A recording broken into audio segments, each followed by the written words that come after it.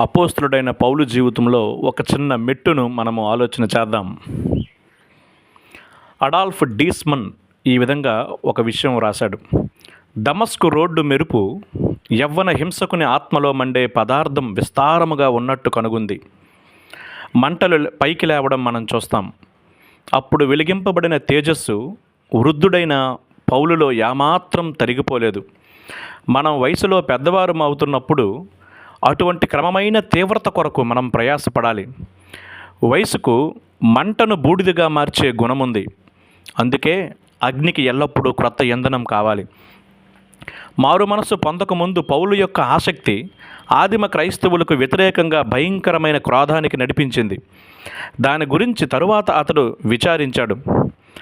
అదే ఆసక్తి పరిశుద్ధాత్మ ద్వారా కడుగబడి క్రీస్తులోని అతని నూతన జీవితంలోకి దానిని పంపించి ఒకప్పుడు నాశనము చేయాలని ప్రయత్నించిన సంఘం గురించే అద్భుతమైన కార్యాలు సాధించడానికి నడిపించబడ్డాడు. ఎందుచేతనంటే అతడు నిలకడగా ఆత్మపూర్ణుడై ఉన్నాడు.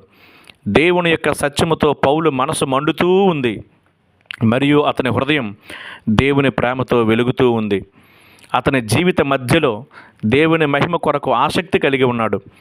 పౌలును ప్రజలు వెంబడించుటలో అద్భుతం లేదు.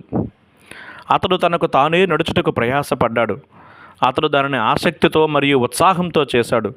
అతని జీవిత ప్రేరణ అతని చుట్టూ ఉన్నవారికి అంటుకుంది. ఆమెన్.